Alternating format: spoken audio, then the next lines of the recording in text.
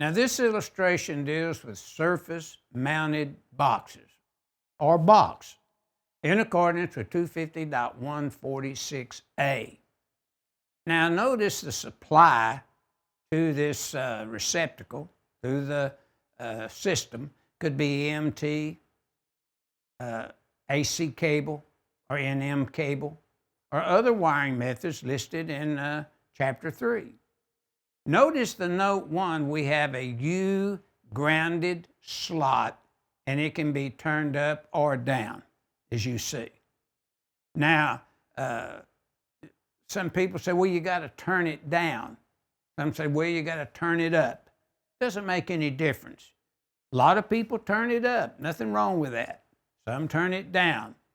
So what I'm trying to point out, it could go either way by code. And without you had a city ordinance or county or state code that said otherwise. Number 632 screws secure the receptacle yoke to the box with direct metal-to-metal contact. And here we're using a handy box. Now notice the 632s ground that metal yoke of the receptacle to the box metal to metal. Now note 2 says receptacle does not require a bonding jumper between box and receptacle grounding terminal because it's metal to metal. Or you could have a yoke that's self-bonding. We could have that.